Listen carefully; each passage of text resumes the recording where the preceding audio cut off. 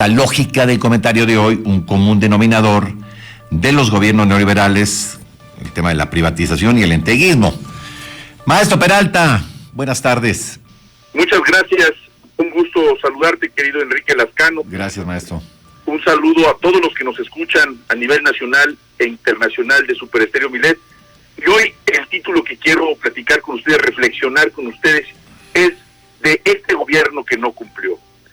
Vayamos haciendo una memoria de los 10 últimos expresidentes de México y hagamos una comparativa también de cada una de las gestiones de gobierno y hagámoslo también esa comparativa con el actual gobierno del presidente Andrés Manuel López Obrador. Tenemos que con el único que el presidente López Obrador ha coincidido en cuanto a acciones en favor de la industria nacional es con el presidente Adolfo López Mateos, quien, como ustedes recordarán, en un acto valiente nacionalizó la industria eléctrica en un hecho sin precedentes y que además podríamos opinar que se trata de un paralelismo muy similar al de la expropiación petrolera del presidente Lázaro Cárdenas. Los 9 expresidentes que encabezaron los gobiernos de 1964 al 2018 coincidieron entre ellos en la política pública de endeudar al país, de usar el poder para la represión. Así se convencía a aquellos que estaban en contra del gobierno en ese momento. También fueron y son ejemplo de cómo se protagonizan matanzas de estudiantes, de hacer una enorme simulación de la lucha contra la corrupción y ser omisos en las tragedias naturales. Como ustedes recordarán, nos tocó vivir el terremoto de 85 y los únicos que salimos a flote fue la sociedad mexicana. Siempre hubo una omisión del gobierno federal entonces de Miguel de la Madrid. También esos gobiernos de 1964 al 2018 se caracterizaron por convertir su filosofía en actos de entreguismo privatizador, como si fuera una receta. Lo hicieron uno y otro sexenio. Tenían una equivocada percepción que así se podía enriquecer al país, entregándolo a los extranjeros. México comenzó a tener una deuda externa de más de 23 billones de dólares a principios del año 2000, con el peor presidente de la historia de México, Vicente Fox. La omisión de ese gobierno y el insulto a la democracia hicieron que el posible cambio de régimen con Vicente Fox tuviera también como común denominador la frivolidad y la vergüenza mundial. Las evidentes ligas con los principales cárteles del narcotráfico llegaron con evidencia, y no fantasías periodísticas como algunos los quieren hacer ahora. Por eso se tiene actualmente procesado a Genaro García Luna. Recuerden ustedes, era el secretario de Seguridad Pública del ultraconservador Felipe Calderón.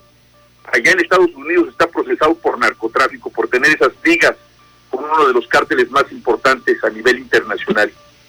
Bueno, para poner un ejemplo, en este periodo neoliberal del panismo de Felipe Calderón, hasta se hicieron su propio monumento, el monumento a la corrupción, que es la Estela de Luz, que está ahí en Avenida de la Reforma.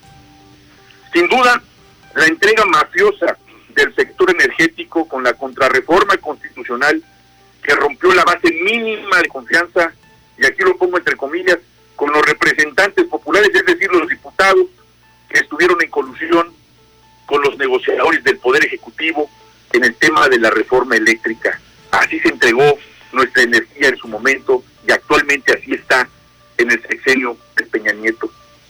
Ahora, a este gobierno, el del presidente Andrés Manuel López Obrador, pues en efecto no cumplió, pero no cumplió con las expectativas del periodo neoliberal, no cumplió con los traidores de la patria.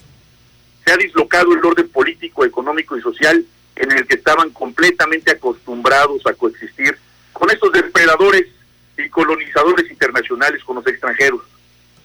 Por el contrario, amigos, se considera al presidente López Obrador como el segundo mejor presidente del mundo.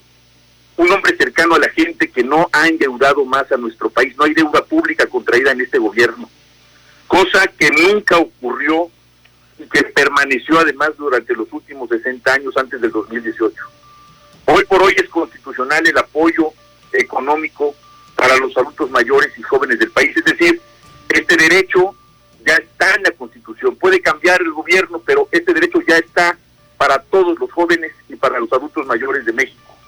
Garantizó universal para la vacuna.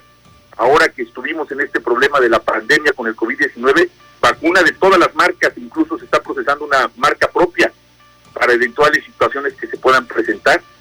Prácticamente el 90% de la población se encuentra vacunada ya con sus 3 dosis de esta vacuna contra el COVID-19. Se está por inaugurar el nuevo aeropuerto internacional Felipe Ángeles, un aeropuerto sin corrupción en tiempo récord. Se construyó en 2 años, amigo.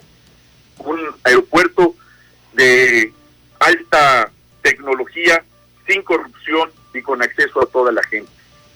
También se está impulsando el sureste mexicano a través del Tren Maya para propiciar que haya más turismo.